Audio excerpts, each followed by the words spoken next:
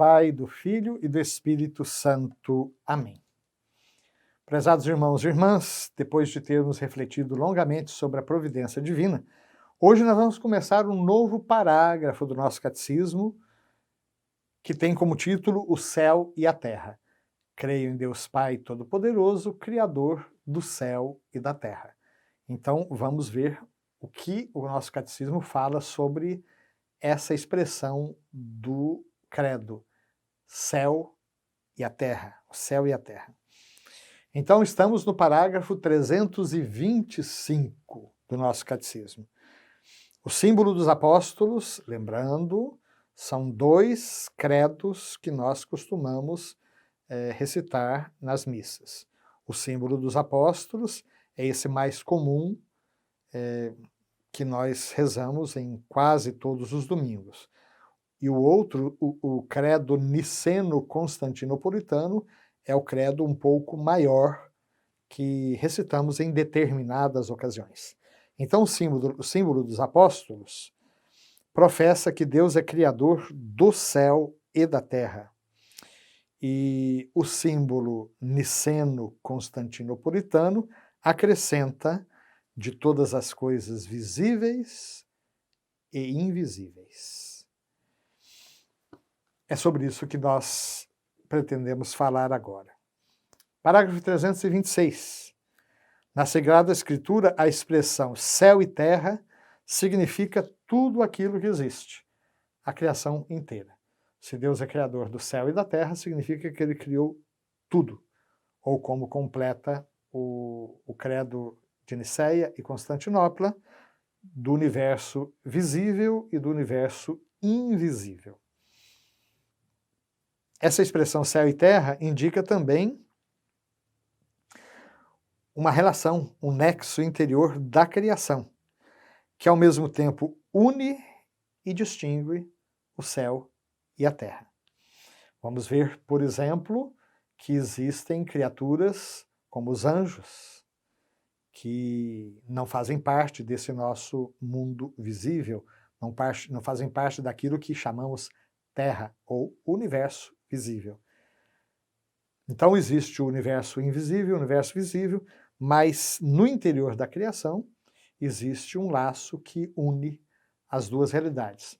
Aliás, quando falamos da igreja, dizemos que ela pode ser dividida, entre aspas, né, em igreja militante, que somos nós, que caminhamos na terra, igreja padecente, que são aqueles que estão no purgatório, aguardando a sua salvação definitiva, e a igreja triunfante, que são os que já estão na glória de Deus. E, no entanto, é uma única igreja da qual o Cristo é a cabeça. Então, existe essa unidade, esse vínculo entre o visível e o invisível. O Salmo 115, versículo 16, vai dizer que a terra é o mundo dos homens. É esse nosso mundo, embora, quando dizemos Criador do céu e da terra, não estamos nos referindo apenas ao planeta Terra, mas a todo esse nosso universo que a curiosidade, a investigação científica procura abarcar. O céu, ou os céus, na Bíblia pode designar simplesmente o firmamento, que é o espaço, aonde estão as estrelas, a lua, o sol. Isso, por exemplo, nós vemos no Salmo 19, versículo 2, céus com o significado de firmamento, mas também pode significar o lugar próprio de Deus. Lugar aqui também colocado entre aspas pelo nosso catecismo, uma vez que Deus não habita num lugar determinado.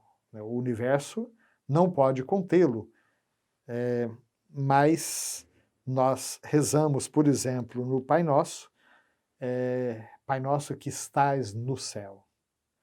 Então, ao falar no céu, estamos usando uma expressão para indicar aquilo que é próprio da morada de Deus.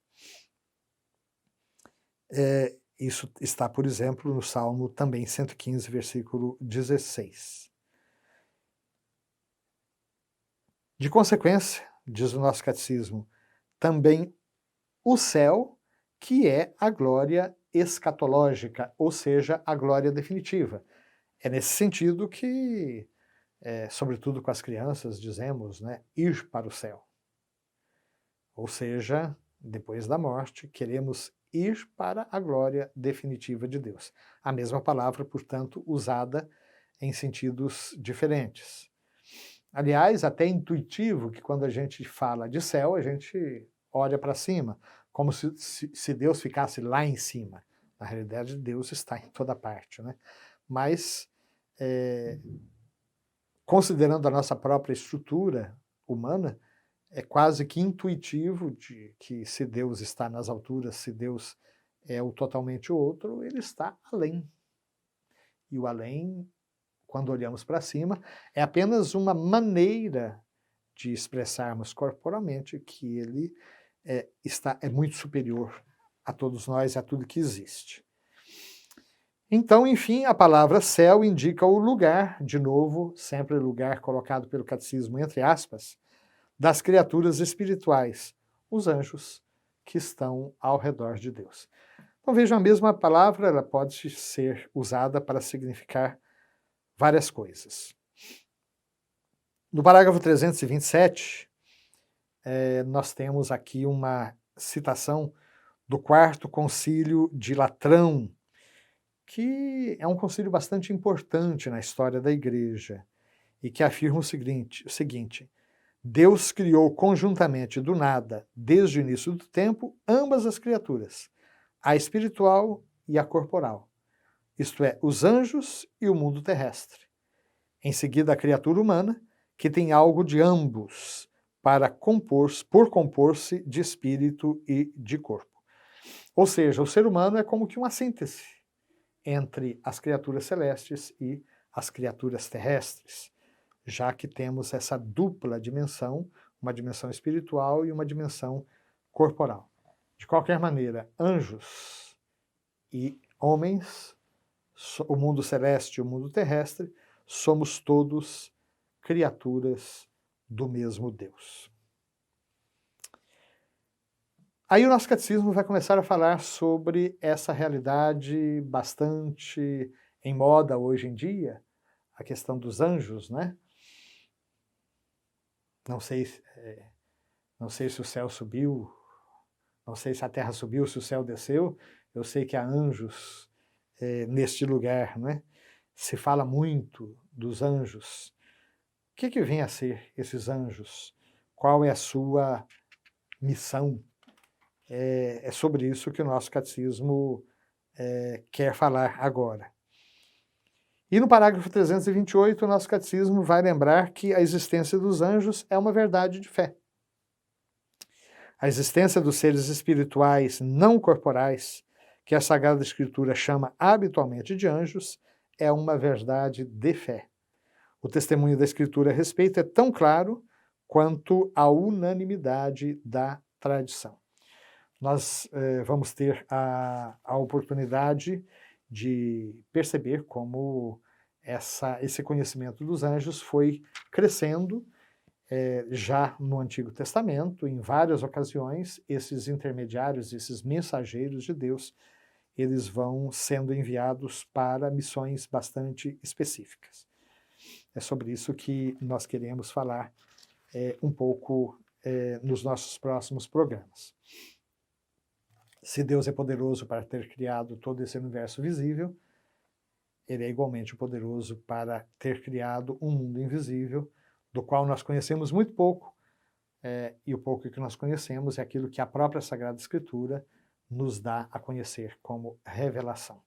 A palavra anjo não quer dizer natureza, uma natureza, mas é uma função. Angelos quer dizer mensageiro. Então, que o Senhor nos abençoe nessa caminhada, que os santos anjos venham em nosso auxílio e que possamos conhecer cada vez mais a nossa fé. Amém.